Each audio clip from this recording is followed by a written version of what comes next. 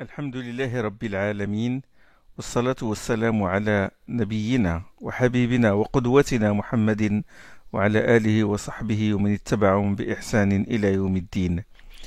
Nous sommes arrivés aujourd'hui à la 31e leçon de cette série de leçons sur l'Itqan de l'imam Suyuti. Itqan qui traite des sciences du Coran. Nous avons dit que les sciences du Coran sont les sciences de la descente, les sciences relatives à la descente du Coran, sciences relatives à l'agencement du Coran, l'agencement vocal et structurel du Coran, sciences relatives au tadwin, c'est-à-dire à la recension du Coran, sciences relatives à l'interprétation du Coran et sciences du tadlil, c'est-à-dire les sciences qui ramènent les arguments de la précédence du Coran. D'accord ? Sur la descente, les sciences relatives de la descente du Coran, on a parlé de ça. Bon, tout début de cette série de Doros, modalité de la descente, descente une seule fois dans la table gardée, descente fragment par fragment, etc. On a parlé de ça. Donc, modalité de la descente, on a parlé des circonstances de la descente, révélation descendue en une seule fois, bon, distinction entre révélation mécoise et révélation médinoise, les premières et les dernières révélations. Nous avons parlé des causes de la descente des révélations, puis nous avons, en ce qui concerne les sciences relatives au tartil, à l'agencement vocal et l'agencement structurel, on a parlé de l'apparition des qira'at, comment ils sont apparus, les 10 récitants, les critères d'acceptation d'une lecture, le grand travail d'Ibn Mujahid, Ibn al-Jazari et Abu Amr al-Dani sur ça.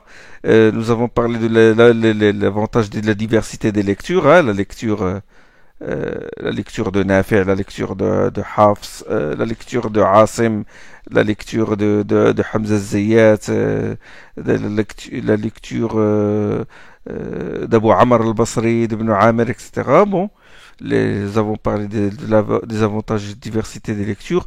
Nous avons parlé de l'agencement vocal, les ondes d'articulation des lettres, les fondements spécifiques des lectures, la runna, etc., le med.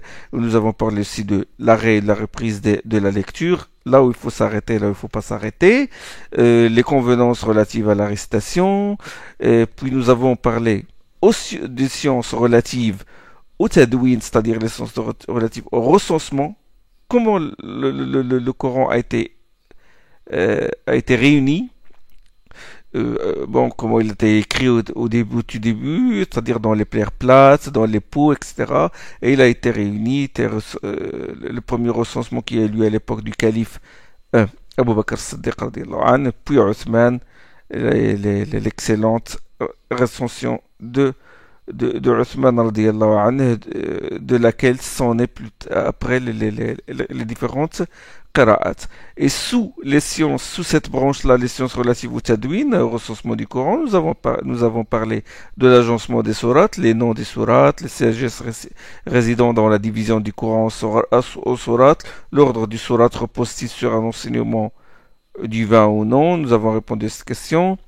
Puis nous avons parlé du recensement du nombre des versets, comment il est fait. Et bon, la graphie du Coran, ça c'est en ce qui concerne les sciences relatives au tadwin, au recensement. Puis les sciences relatives à l'interprétation, c'est la dernière chose qu'on vient de faire. Et à savoir l'interprétation, le cœur du sujet, la finalité, puisque toutes ces sciences-là, relatives au tanzil, relatives à la recension du Coran, relatives à l'agencement vocal et l'agencement textuel du Coran, servent cette science-là, à savoir l'interprétation. Nous avons parlé de sa première étape, à savoir le vocabulaire du Coran, comme première étape fondamentale de l'interprétation du Coran, ce qui dit interprétation dit oui, l'explication, donc vocabulaire, logique, il faut comprendre le sens des mots, et puis syntaxe coranique, la syntaxe, l'Arab, c'est ce qu'on appelle l'Arab, le verbe, le sujet, le mubtada, le khabar, le lien entre le verbe et le sujet, les pronoms, les démonstratifs et toute la syntaxe hein, coranique, parce que ça me donne, la syntaxe me donne une idée. En faisant la syntaxe, en faisant l'Arab, j'esquisse la première idée, ou l'idée de base du texte coranique. Et nous sommes arrivés à l'état des textes, à la portée des textes. C'est la dernière chose qu'on a faite. Nous avons parlé la dernière fois, bon, de quoi nous avons parlé? Bon, nous avons parlé du muhkam et du mutashabih, qui est l'état du texte maintenant. Le texte, est-il péremptoire? Est-il équivoque? Est-il global? Est-il à portée générale? Est-il à portée restreinte? Est-il abrogeant ou abrogé? Etc. Bon, c'est la dernière chose que nous avons faite. Et aujourd'hui, Inch'Allah, aujourd'hui, nous allons commencer l'abrogeant et l'abrogé. Nasikh ou al-mansour. Je parle de l'état du texte maintenant. L'état du texte. Alors l'abrogeant et l'abrogé. C'est le 47e chapitre du livre de l'Itqan. Je suis dans le 3e volume. C'est ce volume-là qui traite des ahwal al-nas, hein, de l'état du texte coranique. C'est le 47e chapitre du livre de l'Itqan. Suyuti, il a son habitude. Qu'est-ce qu'il fait? Bon, quand il commence un chapitre, il cite les références. Il a dit qu'un grand nombre de savants ont consacré des livres à l'abrogeant et l'abrogé. Parmi ces savants, Abu Ubaid al-Qasim ibn Sallam, grand savant, Abu Daoud Sijistani, l'auteur des Sunan, Abu Daoud, Abu Ja'far al-Nahas, éminent savant, il a fait le livre La syntaxe coranique, Ibn al-Anbari, le grand linguiste, Makki ibn Abi Talib al-Qaysi, grand savant, Ibn al-Arabi, grand savant, malikite, Ibn al-Arabi al-Maliki, et ils ont dit, tous ces savants-là ont dit que personne ne doit faire le tafsir, l'exégèse du Coran, du livre d'Allah, qu'après avoir appris l'abrogeant et l'abrogé. Fondamental. Bon, les dalils, les preuves du bien fondé de l'abrogeant et de l'abrogé, les preuves qu'il existe, que le nasr existe dans le Coran, l'abrogation, c'est ma nansakh min ayatin aw nunsiha na'ti bi khayrin minha aw mithliha dans surat al-Baqarah. Tout verset que nous abrogeons ou que nous rendons caduc, que nous le remplaçons par un autre verset meilleur ou équivalent. وإذا بدلنا dans surat Nahl وإذا بدلنا آية مكان آية والله أعلم ما يبدل. Si nous remplaçons un verset par un autre verset, et Allah est plus savant au sujet de ce qu'il change. يمحو الله ما يشاء dans surat Ar-Ra'd. يمحو الله ما يشاء ويثبت. Allah efface ce qu'il veut et affirme ce qu'il veut. Ça, c'est un verset qui sert d'argument du bien fondé de l'abrogation. Alors, l'abrogation, nasr, il est de trois sortes. Il y a l'abrogation qui a enlevé le texte. C'est-à-dire que le passage du Coran qui est récité, il a été enlevé. Il y a l'abrogation qui a enlevé le texte, le passage, et il a enlevé aussi son hukm, son énoncé juridique. D'accord? Une abrogation qui a tout effacé. Aussi bien le texte qui a été récité, qui a été révélé, et puis elle a été effacée, et puis son hukm, son statut, l'énoncé juridique qu'on a tiré de ce passage abrogé. L'imam Muslim, rahimahullah, il rapporte dans son Sahih que Aïcha, radiallahu anha, a dit أنزل القرآن أنزل في القرآن 10 رضعات معلومات يحرم. Il a dit que il fut révélé dans le Coran qu'il fallait 10 tétés pour entraîner l'interdiction. 10 tétés, c'est-à-dire tétés, le bébé prend le sein de sa mère. 10 tétés pour entraîner l'interdiction. أنزل في القرآن 10 رضعات معلومات يحرم فنسخ من ذلك 5 رضعات وصار إلى 5 رضعات معلومات يحرم. Il fut révélé dans le Coran qu'il fallait 10 tétés pour entraîner l'interdiction. 5 de ces tétés furent abrogés. Il en reste donc 5 comme l'on sait et elles sont cause d'interdiction. وصار إلى 5 رضعات معلومات يحرم فتوفي رسول الله صلى الله عليه وسلم والأمر على ذلك. Le verset sur cette interdiction est encore récité quand le prophète sallallahu alayhi wa sallam mourut. Alors, ça c'est concernant la parenté de lait. Vous savez, si une femme allait un bébé d'une autre femme, il devient son fils de lait. La parenté de lait est suivie des mêmes interdictions, des mêmes effets que la parenté par le sang. En ce qui concerne les interdictions matrimoniales. D'accord? Ses frères de lait deviennent ses frères, sa sœur de lait, elle devient un garçon qui a été le même sein qu'une fille, il devient son frère de lait, bon, il devient son mahram, il peut voyager avec elle seule et il lui interdit de l'épouser. Donc c'est des interdictions matrimoniales qui entraînent la parenté de lait. Aïcha, il a dit qu'il y avait un passage du Coran où il est mentionné qu'il fallait 10 tétés pour entraîner l'interdiction. Puis ce passage-là a été abrogé par une autre révélation réduisons les 10 tétés à 5. Vous avez compris? Et puis, ce dernier passage qui faisait partie du Coran, récité, c'est-à-dire qu'on récitait comme un verset du Coran, le prophète sallallahu alayhi wa sallam est mort alors que les gens récitaient encore ce passage-là comme étant du Coran. C'est-à-dire il n'était pas au courant de son abrogation. D'accord?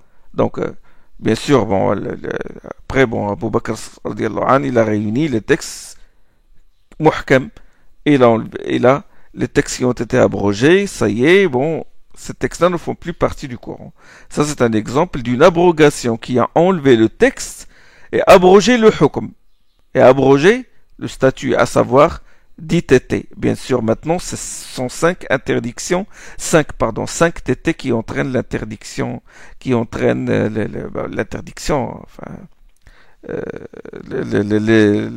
l'interdiction matrimoniale. Hein. C'est-à-dire que si la femme donne le sein à un enfant qui n'est pas le sien, et qu'il tète une seule fois, il n'est pas son fils de lait. Il ne l'est que s'il tète 5 fois. Le Mekki, rahimahullah, ibn Abi Talib al-Qaisi, il a dit que celui-là est un exemple où l'abrogeant et l'abrogé ne font plus partie du Coran. Hein? Il a ajouté, il a dit, je ne connais pas d'exemple pareil dans le Coran. C'est le seul exemple où l'abrogeant et l'abrogé ont été enlevés du Coran. Alors ça, c'est le premier cas de l'abrogation. Le deuxième, c'est ce dont le texte a été abrogé, mais dont l'énoncé juridique demeure en vigueur. Ma nusikha rasmuh, ma nusikha tilawatuh, wa baqiya hukmuh. Ce dont le texte a été abrogé, mais dont l'énoncé juridique demeure en vigueur. Exemple, la lapidation de la personne mariée coupable d'adultère. Rajm al-Zani. Al-Bukhari et Muslim, ils rapportent dans leur sahih qu'Omar radiallahu anhu a dit qu'Allah subhanahu wa ta'ala a envoyé Muhammad sallallahu alayhi wa sallam et a fait descendre sur lui les livres. Inna Allah ba'atha Muhammadan wa anzala alayhi al-kitab. فكان مما أنزل الله تعالى آية الرجم. Il dit parmi ce qu'Allah lui a révélé, il y a un verset sur la lapidation du fornicateur, c'est-à-dire le fornicateur marié. آية الرجم. رجم رسول الله ورجمنا معه. Le prophète sallallahu alayhi wa sallam, il a pratiqué la lapidation et nous aussi. D'accord? Ça, c'est les textes des hadiths authentiques là-dessus. Donc ça, c'est le genre abrogation.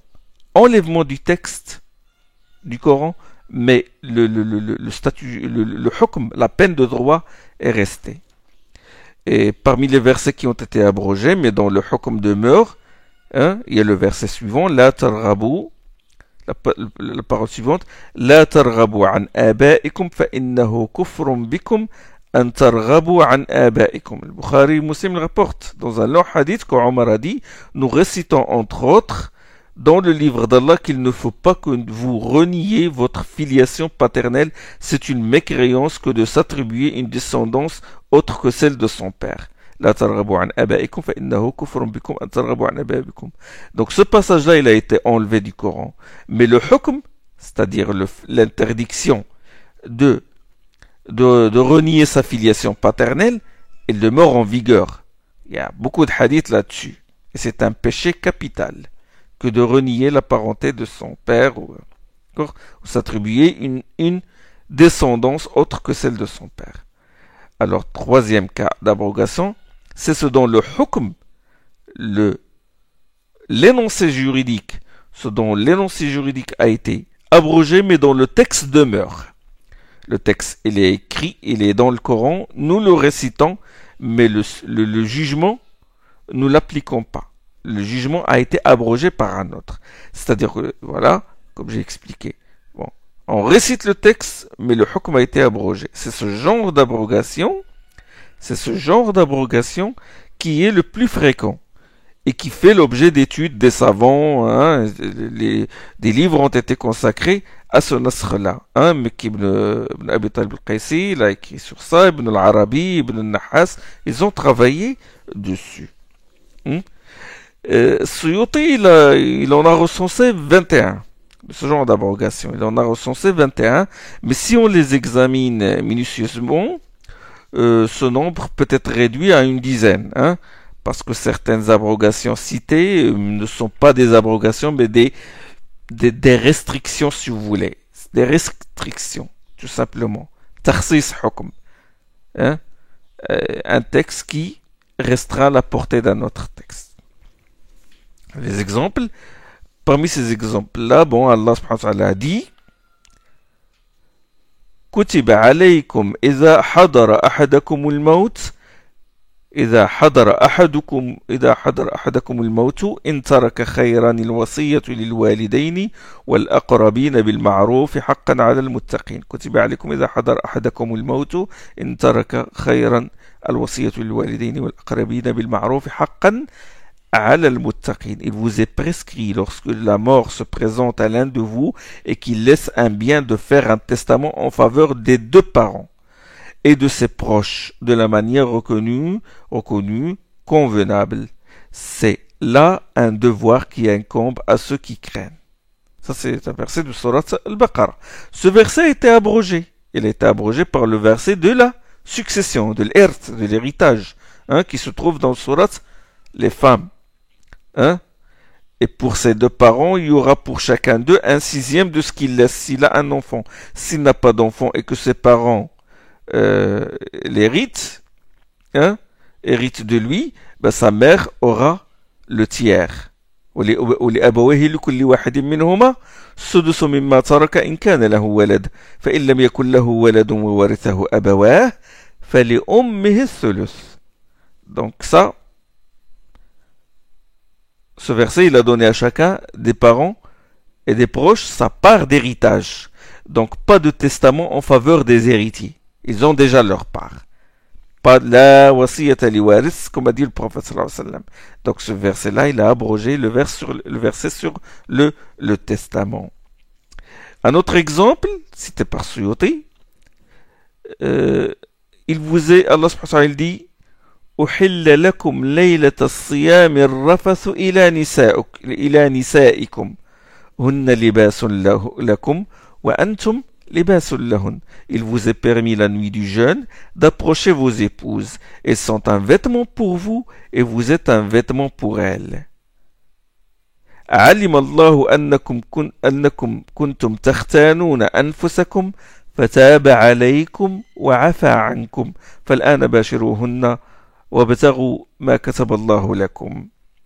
Allah sait que vous livriez clandestinement à de tels rapports, mais il ne vous en tient pas rigueur et vous accorde son pardon. فالآن باشروهن وابتغوا ما كتب الله لكم. À présent, abordez-les et cherchez ce qu'Allah vous a prescrit. وكلوا واشربوا حتى يتبين لكم الخيط الأبيض من الخيط الأسود من الفجر ثم أتموا الصيام إلى الليل. Mangez et buvez jusqu'à ce que vous distinguiez le fil blanc du fil noir de l'aube. Hein? Ce verset-là, qu'est-ce qu'il abroge? Le verset-là, il abroge le verset suivant. Ô vous qui croyez, il vous est prescrit de jeûner comme il fut prescrit à ceux qui étaient avant vous. كتب عليكم الصيام كما كتب على الذين من قبلكم لعلكم تتقون. Ce n'est pas la prescription qui a été abrogée, ce n'est pas la prescription, le jeûne qui a été abrogé, mais la manière de jeûner qui a été abrogée. Bon, j'explique. Quand ce verset fut révélé, c'est-à-dire le verset Kutiba alaykum as-siyam ya ayyuhalladhina amanu kutiba alaykum as-siyam kama kutiba ala alladhina min qablikum. Ô vous qui croyez, il vous est prescrit de jeûner comme il fut prescrit à ceux qui étaient avant vous. Quand ce verset fut révélé, les musulmans observaient le même jeûne que ceux qui les avaient précédés. C'est-à-dire que s'ils dormaient la nuit, ils n'ont plus le droit de boire, de manger ou d'approcher leur épouse jusqu'au coucher du soleil du lendemain. C'est bon? C'est-à-dire, bon, au moment d'iftar, du coucher du soleil, bon, quand le coucher de soleil arrive, bon, ils rompaient leur jeûne, mais si jamais ils dormaient, c'est-à-dire si jamais ils dorment après ce moment-là, et se réveillent au cœur de la nuit ou une heure plus tard, où ils n'ont plus le droit de manger et de boire, ils n'ont plus le droit d'approcher leur épouse. Hein? Supposons que le maghrib, le coucher du soleil est à 19h, ben si quelqu'un, bon, 19h, il fait la prière du maghrib, il mange, et puis à 20h, il dort. Et s'il se réveille une demi-heure plus tard, à 20h, à 20h30 ou à 21h, ou une heure plus tard, il n'a plus le droit de boire, ni de manger, ni d'approcher son épouse. Il n'a plus le droit. Jusqu'au lendemain, jusqu'au maghrib du lendemain. Hein? Et des fois, bon, ça leur est arrivé. Ils dormaient, puis ils se réveillaient, et puis bon, la nuit, ils approchaient leurs épouses. Allah subhanahu wa ta'ala, qu'est-ce qu'il a fait? Il a allégé ce hukm par le verset il vous est permis la nuit du jeûne d'approcher vos épouses. Elles sont un vêtement pour vous, vous êtes un vêtement pour elles. Allah sait que vous vous livriez clandestinement à de tels rapports. Il sait que vous commettiez ça mal, bien que vous dormiez. Bon, vous vous réveillez, vous commettez, vous approchez votre épouse, vos épouses. Bon, il y a une histoire dans Sahih al-Bukhari, c'est Qissat Qais ibn Sirma al-Ansari, l'histoire de Qais ibn Sirma, le Médinois. Et au moment du ftour, bon, il a eu des rapports avec sa femme. Il a eu des rapports avec sa femme au moment de la rupture du jeûne. Et une fois terminé, il lui dit, est-ce qu'il y a quelque chose à manger? Bon, il alla chercher à manger. Et quand elle est revenue, s'était déjà endormi. Parce qu'il était fatigué, il s'était déjà endormi. Bon, il s'était déjà endormi, ça y est, il n'a plus le droit de manger. Bah, imaginez, il a eu des rapports avec sa femme, il n'a rien mangé. Et le lendemain, il s'est évanoui. Et Allah subhanahu wa ta'ala, il a révélé ce verset, hein, pour alléger la contrainte. Comme exemple aussi concernant le jeûne, ceux qui peuvent le supporter le jeûne, devront assurer à titre de compensation la nourriture d'un pauvre pour chaque jour de jeûne non observé. Ce passage-là a été abrogé par le verset: celui d'entre vous qui aperçoit le mois qu'il jeûne, فَمَنْ شَهِدَ مِنْكُمُ الشَّهْرَ فَلْيَصُمْهُ. D'accord? C'est-à-dire que avant ils avaient le choix. Et celui bon qui n'a pas jeûné, bon, qui donne à titre de compensation, bon, il nourrit un pauvre. Mais après, ça y est. Celui qui d'entre vous qui aperçoit le mois qu'il jeûne. Mais certains savants disent qu'il n'y a pas abrogation, comme Ibn Abbas. Ibn Abbas, il a expliqué, il a dit yutayquna, ceux qui peuvent yutayquna, il a expliqué yutayquna par ceux qui ne peuvent pas le supporter, qui ne peuvent le supporter qu'avec grande difficulté, comme les vieillards, la femme enceinte et la femme qui allaite. Il a dit ce verset s'applique à ce genre de personnes. Voilà, hein? Et il lisait yutawaquna. Il dit yutawaquna, ça veut dire qu'il le supporte avec difficulté. Et cet avis, il est adopté par Cheikh Al-Albani rahimahullah. Il dit non, ce verset n'a pas été abrogé, mais ça, il s'applique à la femme qui allait, la femme enceinte et les vieillards. Ils ne peuvent pas, bon, dans ce cas, ils doivent une compensation, ils doivent nourrir un pauvre pour chaque jour de jeûne non observé. Comme autre exemple, bon, le verset وَالْمُحْصَنَاتُ مِنَ الَّذِينَ أُوتُوا الْكِتَابَ مِنْ قَبْلِكُمْ.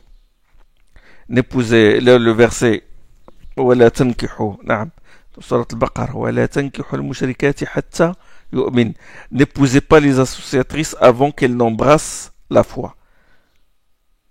N'épousez pas les associatrices avant qu'elles n'embrassent la foi. C'est Surat al-Baqarah. Ce verset a été abrogé par vous sont licites les femmes respectables faisant partie de ceux qui ont reçu le livre avant vous, c'est-à-dire les juives et les chrétiennes. Mais là, bon, ça c'est verset Surat al-Ma'idah, où Allah autorise d'épouser les femmes des gens du livre, qui fait partie du genre du livre, les juifs et les chrétiennes. Mais bon, il ne s'agit pas ici d'une abrogation, mais d'une restriction. C'est un tarsis. Le premier verset a une portée générale. Il parle des associatrices, les associatrices de manière générale. Et le deuxième verset, il en restreint la portée, ce qu'on appelle tarsis. On va parler, Inch'Allah, de ça. Certains ont dit certains disent qu'il n'y a pas d'abrogation dans le Coran. Il n'y a pas d'abrogation. Mais ceux-là, ils en freinent en fait l'ijma'. Ils ont des arguments affectés. Et d'autres ont dit que la plupart des versets sur la paix avec les mécréants, les versets qui appellent à l'indulgence, la patience, les pactes avec les mécréants, les trêves, ces versets-là ont été abrogés par les versets du jihad. Et ça, sincèrement, ça c'est une forme d'extrémisme. C'est une forme d'extrémisme. Tue les versets qui appellent à l'indulgence, au dialogue, à la trêve, à la bienfaisance, et les versets qui appellent à combattre sont tous muhkam, sont tous péremptoires. Il faut les appliquer tous. Et le combat, il dépend de la force et de la faiblesse, aussi les appréciations du gouverneur, est-ce qu'il conclut un pacte ou non, etc. Les versets sur l'interdiction progressive du vin, on ne peut pas parler d'abrogation concernant ces versets-là. Mais nous disons qu'il s'agit d'une abrogation partielle. Comme quand Allah subhanahu wa ta'ala dit que n'approchez pas la prière en étant ivre.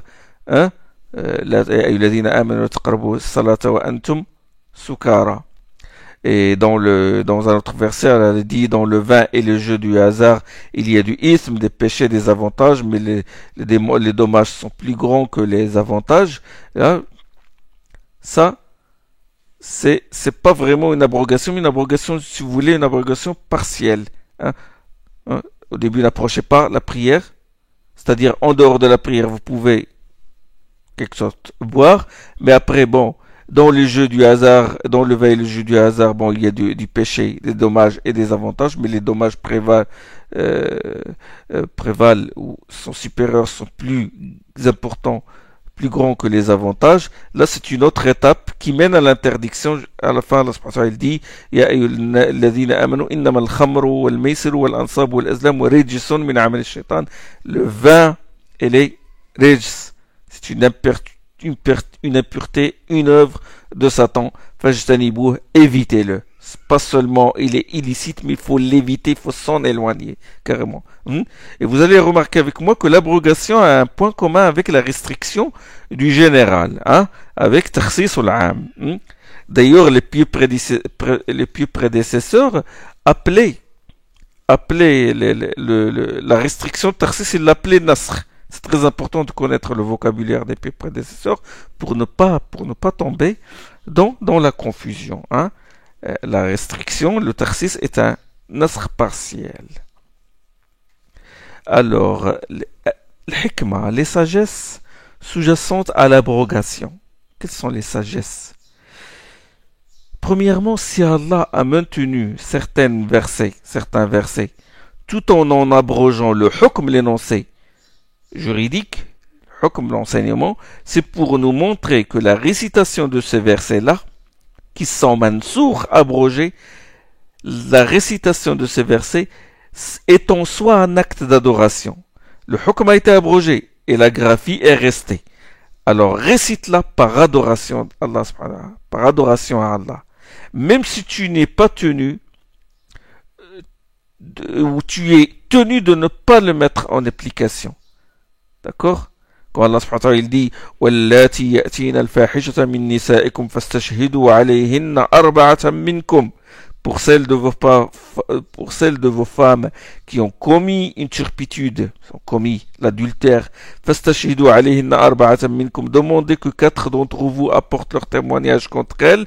فَإِنْ شَهِدُوا فَأَمْسِكُوهُنَّ فِي الْبُيُوتِ s'ils témoignent de leur adultère, enfermez-les dans les maisons. فأمسكوهن في البيوت حتى يأتيهن الموت أو يجعل الله لهن سبيلا. S'ils témoignent, enfermez-les dans les maisons jusqu'à ce que la mort les saisisse, à moins qu'Allah ne leur institue un moyen de salut. واللذان يأتيانها منكم فآذوهما. Quant à celui ou celle d'entre vous qui l'ont commise, l'adultère, c'est-à-dire l'adultère, punissez-les. Donc ces versets-là ont été abrogé par le verset de la flagellation et par le hukm de la lapidation. Non. Donc, au début, c'était ça, enfermer la femme dans la maison, qu'elle ne sorte pas, et si deux personnes vont commettre l'adultère, c'est une peine, il faut leur appliquer une peine discrétionnaire. Discrétionnaire, c'est-à-dire une peine estimée par le juge. D'accord? Mais après, non, ça y est, c'est fixé, sans coup de fouet, ou la lapidation, quand ces gens-là sont mariés. D'accord? Donc, bien qu'il soit abrogé, ces versets-là, on les récite par soumission à Allah subhanahu wa ta'ala. En général, dans l'abrogation, ça c'est l'une des sagesses aussi, il y a dans l'abrogation un allègement. Généralement, les lois sévères sont remplacées par les lois souples. J'ai donné l'exemple du jeûne, l'interdiction de manger, de boire, d'approcher sa femme et après avoir dormi la nuit, puis ce hukm s'est allégé par l'autorisation de manger et de boire jusqu'à l'aube. D'accord? De même le verset par exemple de la musabara, ce qu'on appelle ayat la musabara, la patience dans le combat. Au début, il faut combattre même si on est en face d'un ennemi 10 fois supérieur. Obligatoire. إيكم منكم 20 سورة الأنفال إيكم منكم 20 صابرون يغلبوا 200 وإيكم منكم 100 يغلبوا 1000 من الذين كفروا بأنهم قوم لا يفقهون. Si l'on est parmi vous seulement 20 qui soient endurants, ils en vaincront 200. 100 vaincront 1000 mécréants. Et ce verset a été abrogé par le verset الآن خفف الله عنكم وعلم أن فيكم ضعفا فإيكم منكم 100 صابرة يغلبوا 200. Mais maintenant, tenant compte de votre faiblesse, Allah a allégé pour vous la contrainte. S'il y a parmi vous 100 combattants qui sont endurants, ils vaincront 200. C'est-à-dire le double. Donc on a le droit de se retirer par tactique de guerre si l'ennemi est 10 fois supérieur. Donc, en regardant le texte coranique dont le hukm a été abrogé et remplacé par un hukm plus léger, subhanallah, tu ressens la miséricorde et la compassion d'Allah pour toi. D'ailleurs, toute la charia islamique est souple, est simple, et elle a abrogé les anciennes lois qui étaient rigoureuses et sévères. Allah a envoyé le prophète pour ça, le prophète Mohammed pour ça. قال ويضع عنهم إصرهم والأغلال التي كانت عليهم, sourate Al-A'raf, qui les soulage de leur engagement ainsi que des entraves qui leur pesaient. يحل لهم طيبات ويحرم عليهم الخبائث. Il leur autorise ce qui est licite et leur interdit ce qui est mauvais. Autre sagesse, c'est la gradation dans la compréhension du manhaj d'Allah subhanahu wa ta'ala. Allah le sage, la gradation dans l'éducation. En lisant les versets abrogés, on comprend comment Allah subhanahu wa ta'ala éduque ses serviteurs étape par étape. La tazkiya, qui est une éducation spirituelle intérieure, se fait par étapes. On apprend comment éduquer nos enfants et comment le gouverneur ou tout homme responsable dirige ces sujets. Comparant l'interdiction progressive du vin par le Coran et comment le Coran a amené les Arabes qui étaient de grands amateurs de l'alcool à cesser cette habitude. Hein? Comparons cela avec la tentative avortée des États-Unis, hein, avec la prohibition dans les années 20. Donc, sagesse, c'est la gradation, une sagesse éducative. Comme autre sagesse, il y a la mise à l'épreuve de la foi du musulman. Il récite les versets dont le hukm a été abrogé sans la moindre gêne dans son cœur. Hein? Et pour qu'il ne fasse pas comme font les gens de la bid'a, les gens de l'innovation, qui s'accrochent à un hukm, à un statut, un hukm abrogé et rejettent le péremptoire, le muhkam. Hein? Bon, voilà ce qu'il en est de l'abrogation, et non pas comme prétendent certains qu'Allah subhanahu wa ta'ala a changé d'avis. Ça, c'est les détracteurs de l'islam, ils disent ça. L'abrogation, c'est quoi? Bon, ça veut dire que Dieu a changé d'avis. Il a décidé ceci, puis les choses se découvrent à lui différentes de ce qu'il avait décidé. Non, non, non, non, pas du tout.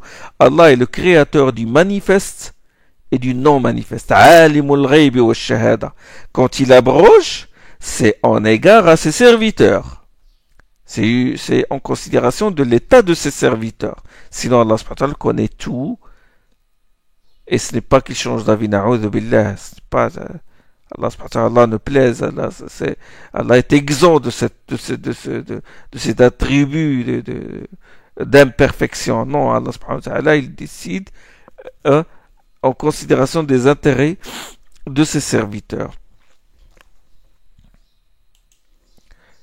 L'une des sagesses aussi, c'est pour mettre en évidence la promptitude de cette communauté à se conformer aux ordres d'Allah. Tel ordre a été révélé, ils s'y soumettent. Une fois abrogé par un autre, ils laissent l'abroger et se conforment à l'abrogeant.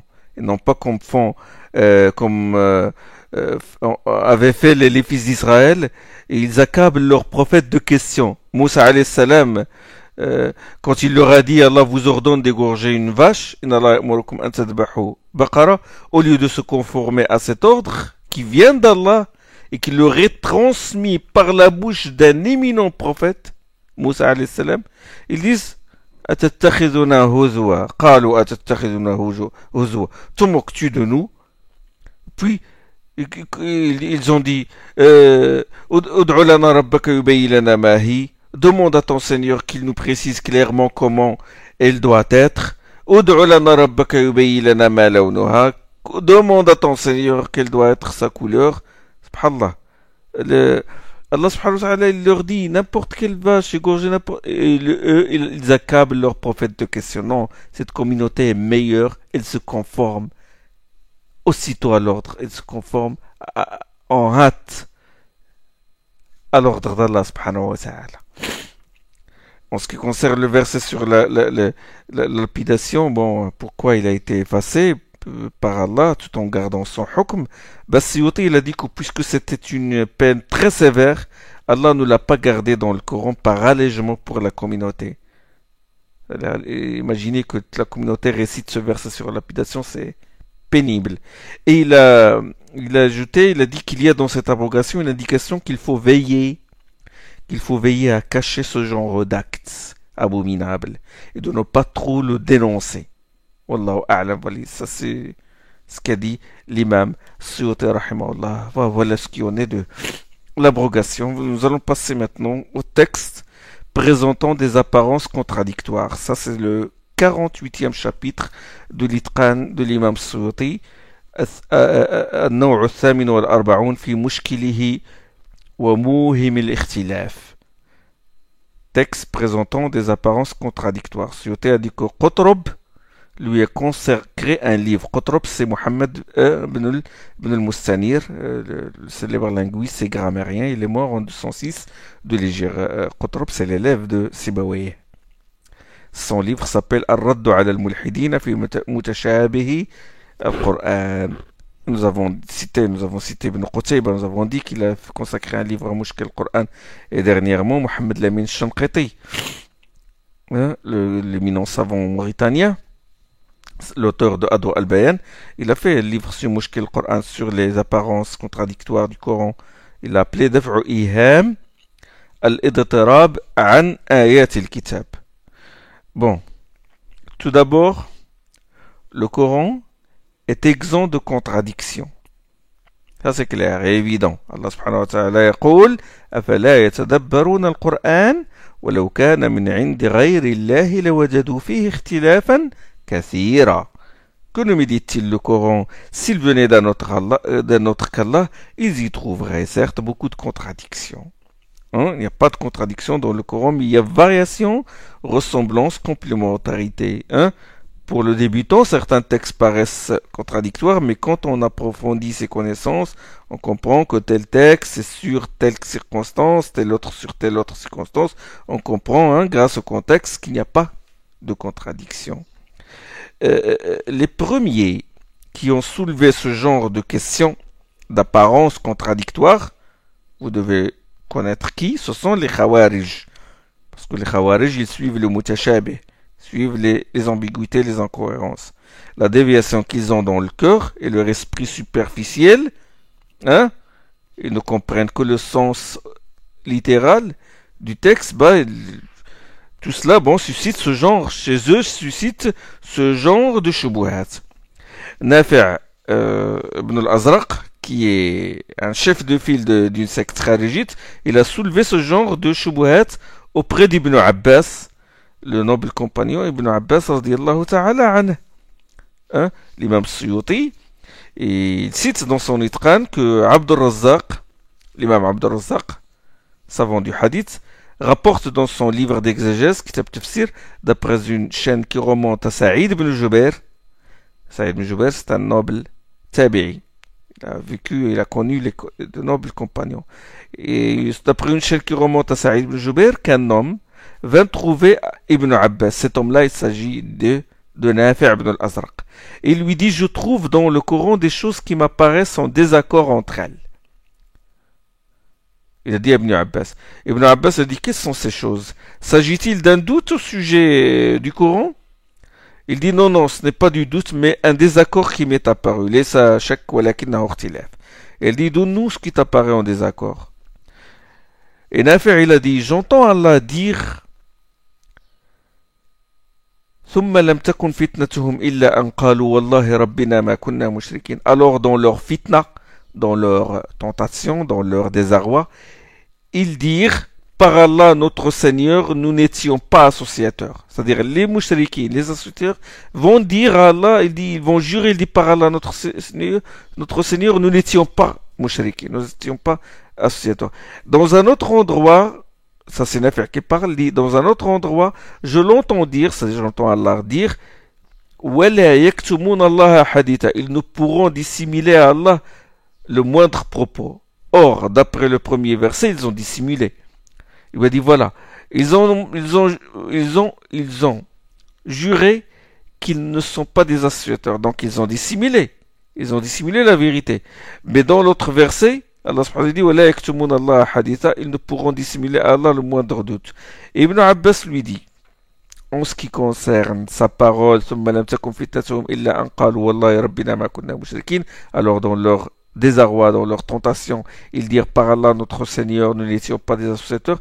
Il dit, lorsque le jour de la résurrection, les associateurs verront qu'Allah pardonne les péchés, sauf le shirk, sauf l'association, et que quelle que soit la gravité du péché, Allah le pardonne, ils ont nié lui avoir donné des associés, dans l'espoir d'être pardonnés.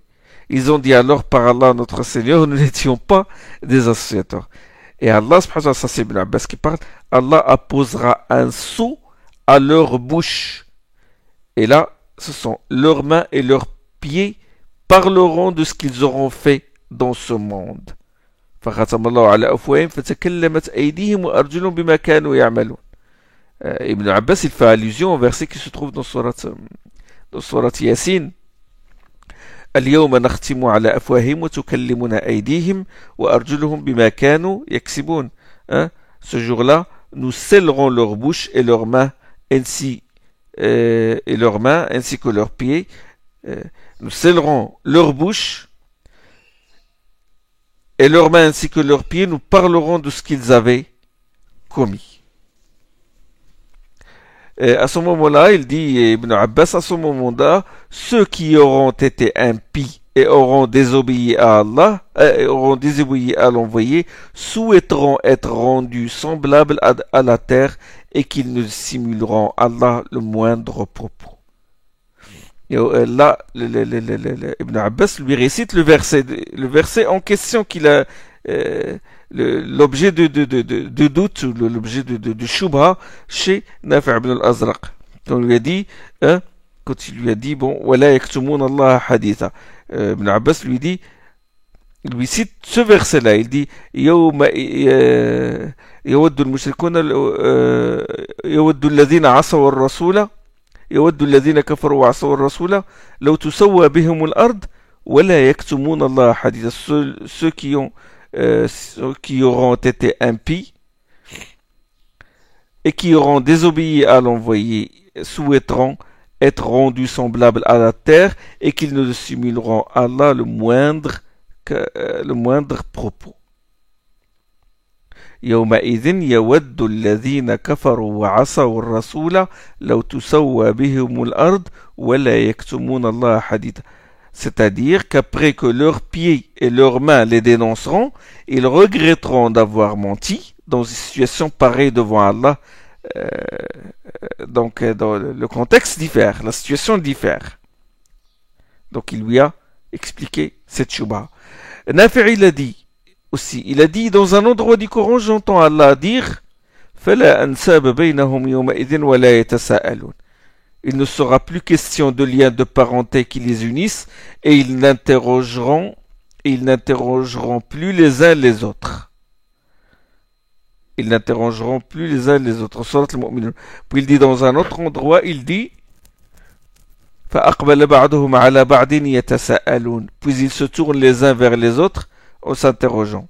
C'est-à-dire, dans un verset, ils ne s'interrogeront plus les uns les autres, et dans le deuxième, ils s'interrogeront les uns les autres. Ibn Abbas lui répondit, quand on soufflera dans la trompe, tous ceux qui sont dans les cieux et sur la terre seront foudroyés, sauf ceux qu'Allah aura acceptés.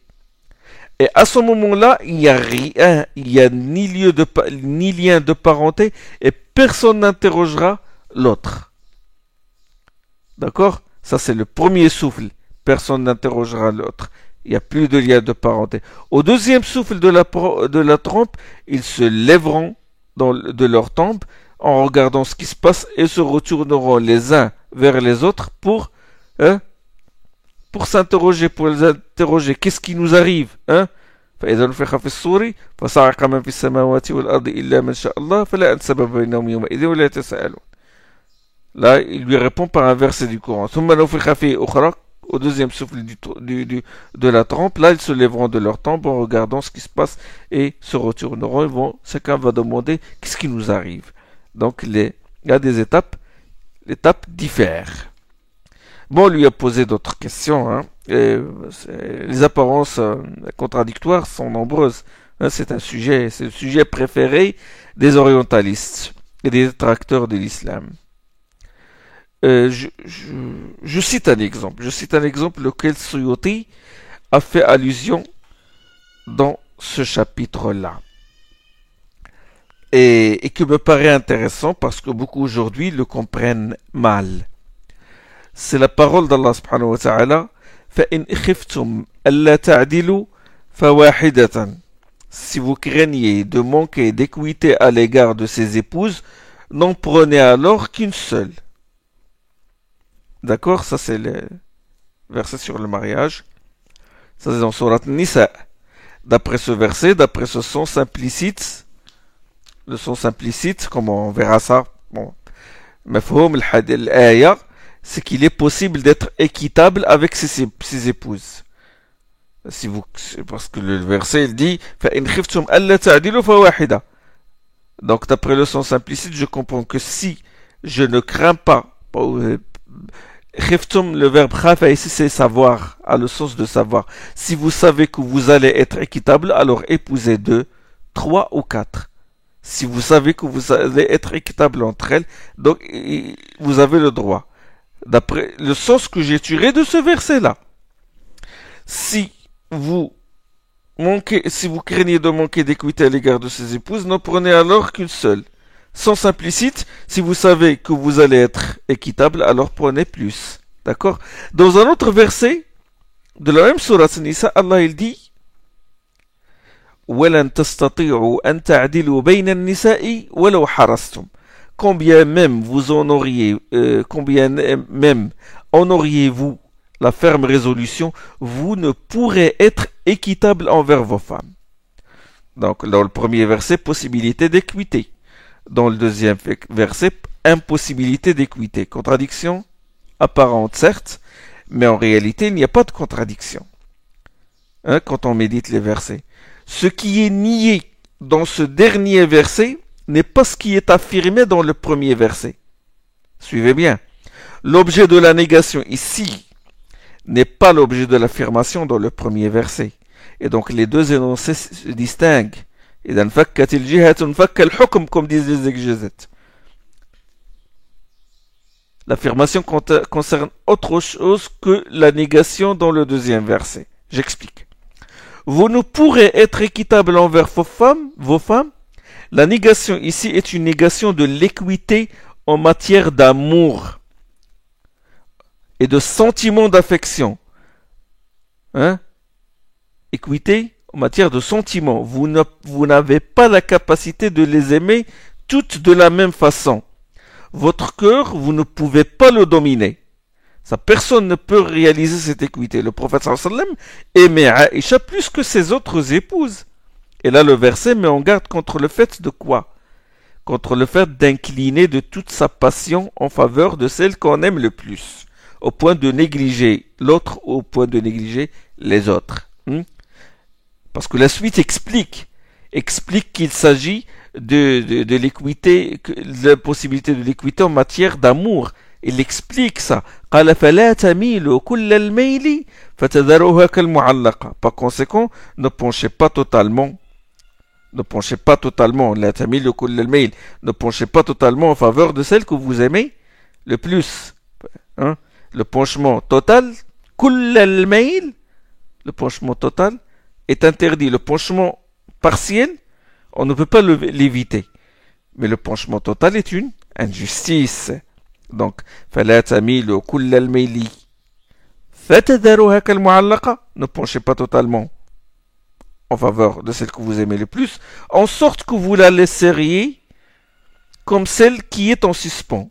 C'est-à-dire, en sorte que vous laisseriez l'autre épouse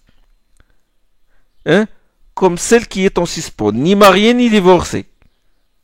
Vous penchez vers une, vous négligez l'autre, la pauvre, elle n'est ni mariée ni divorcée. Donc Allah met en garde contre ce genre d'inclination qui est une forme, en fait, une forme d'injustice. Hein? D'accord? Donc ça, c'est pour, j'ai expliqué comment concilier ces deux versets-là. Donc ici, la négation de l'équité sentimentale. Dans l'amour. Quant au premier verset, si vous craignez de manquer d'équité à l'égard de ses épouses, n'en prenez alors qu'une seule. Il s'agit de la possibilité de l'équité dans les droits. Le logement, la nourriture, l'habillement, le partage des nuits, ça, obligatoire. Il faut être équitable sur ce plan. Et là, il y a une remarque, c'est que, bon, ce verset, vous ne pourrez être équitable envers vos femmes, n'implique pas qu'il faut être avare de sentiments envers l'autre. Certains frères, ils disent que les fuqaha disent qu'il faut être équitable dans le partage des nuits et des dépenses d'entretien. Point, c'est tout. Oui, ça c'est le fiqh. Le fiqh, elle regarde les ahkam, l'obligatoire, l'interdit, le makro, le recommandé. Mais là, on est, subhanallah, où est ton mariage où est ton mariage de la parole d'Allah subhanahu wa ta'ala? Et parmi ces signes, وَمِنْ آيَاتِهِ أَنْ جَعَلَ لَكُم مِنْ أَنفُسِكُمْ أَزْوَاجًا لِتَسْكُنُوا إِلَيْهَا وَجَعَلَ بَيْنَكُم مَوَدَّةً وَرَحْمَةً. Et parmi ces signes, il a créé pour vous, à partir de vous-même, des épouses afin qu'auprès d'elles, vous trouviez le repos. Il a établi entre vous affection et miséricorde. Donc la base du mariage, les bases du mariage sont le repos. Tu la sécurises et elle te sécurise, hein, l'affection et la miséricorde. Hein. Que ce soit la première ou la deuxième, ça ce sont les finalités du mariage. Il faut regarder les finalités. Il faut pas s'arrêter à ce que disent les fuqaha. Hein. Ce sont celles-là les finalités du mariage. Et qu'Allah fasse miséricorde à notre éminent savant, l'imam Shatibi, qui a lié le hukm à la sagesse. Hein, parce que bon, le fiqh, quand on l'a étudie, on a le cœur durci, parce que bon, on ne voit les choses que du point de vue leur statut, quoi. Et telle chose est obligatoire, tel halal, haram, makro, etc. Mais ça fait abstraction aux finalités. Voilà, en ce qui concerne, bon, ça c'est des exemples sur Mushkil al-Qur'an. Hein. À propos des exemples à propos de l'origine de l'homme. Ça aussi, certains quand ils lisent que l'homme qui a été créé à partir d'une goutte de sperme, ils trouvent dans d'autres versets qu'il a été créé à partir de terre, dans d'autres versets qu'il était sous forme de minuscules, comme zar, c'est-à-dire des petites poussières sur le dos de notre père Adam. Dans un autre, c'est argile, de l'argile comme de la poterie. Et lui, ça lui paraît ambigu, ça lui paraît contradictoire en quelque sorte. Sur l'origine de l'homme, Allah dit par exemple dans un verset, il dit lorsque ton Seigneur tire des fils d'Adam en les sortant de leurs reins, leurs descendants, il les prit à témoin. Ne suis-je pas votre Seigneur? Ils répondirent que si dans Surat Al-A'raf, وَإِذْ أَخَذَ رَبُّكَ مِنْ بَنِي آدَمَ مِنْ ظُهُورِهِمْ ذُرِّيَّتَهُمْ وَأَشْهَدَهُمْ عَلَى أَنفُسِهِمْ أَلَسْتُ بِرَبِّكُمْ قَالُوا بَلَى شَهِدْنَا. Ça, c'est le premier engagement des fils d'Adam. C'est qu'Allah a passé sa main sur le dos d'Adam et on tira ses descendants de la taille de Dhar, c'est-à-dire de minuscules fourmis. Puis les fit témoigner sur eux-mêmes. Ne suis-je pas votre Seigneur? Que si, nous avons répondu. Donc nous avons témoigné que nous étions dans les reins de notre père Adam. Bien que nous nous en rappelons pas, mais nous l'avons gardé dans notre âme. C'est la prime nature selon laquelle Allah nous a créés. C'est le fitra, c'est le tawhid. D'accord? Donc ça c'est l'ishhad al-awwal, c'est le premier témoignage que nous avons fait quand nous étions dans les reins de notre père Adam. Ça c'est dans l'autre monde. Et dans un autre verset, Allah subhanahu wa ta'ala dit: c'est un de ces signes de vous avoir créé de terre et a fait de vous des êtres humains répandus sur terre. Hein? Dans Surat Ar-Rum, min ayatihi an khalaqakum min turabin thumma idha antum basharun tantashirun. Il vous a créé de terre. Dans un autre verset, c'est lui qui vous a créé à partir d'argile. والذي خلقكم من طين ثم قضى أجله. Surat Al-An'am. Dans un autre verset, nous les avons créés à partir d'une argile agglutinée. من طين لازب. Surat Safat. فاستفتهم أهم أشد خلقا أم من خلقنا إنا خلقناهم من طين لازب. Dans un autre verset, nous avons créé l'homme à partir d'une boue sèche et fétide. D'une boue sèche et fétide. Donc, est-ce que ces versets se contredisent? Non. Mais Allah subhanahu wa ta'ala nous expose les étapes de la création de l'homme. Nous étions comme des minuscules fourmis dans le dos de notre père Adam. Ça, c'est une étape. Adam a été créé de terre. Cette terre fut mélangée avec de l'eau. Et c'est devenu tain, c'est devenu argile. Avec le temps, cette argile s'est agglutinée, ces éléments se sont collés les uns aux autres. Et c'est devenu tain lazib. C'est devenu tain lazib. C'est boue sèche. D'accord? C'est devenu tain argile agglutinée. D'accord? Ces éléments sont collés les uns aux autres. Voilà, c'est devenu une argile agglutinée. Avec le temps, cette argile agglutinée a dégagé une odeur fétide. C'est ce qu'on appelle mesnoun. Hein? Ça a allusion au verset وَلَقَدْ خَلَقْنَا الْإِنسَانَ مِنْ صَلْصَالٍ مِنْ حَمَإٍ مسنون, comme a dit Allah subhanahu wa ta'ala, surat al-Hijr. Nous avons créé l'homme à partir d'une boue sèche et fétide. Donc, voilà.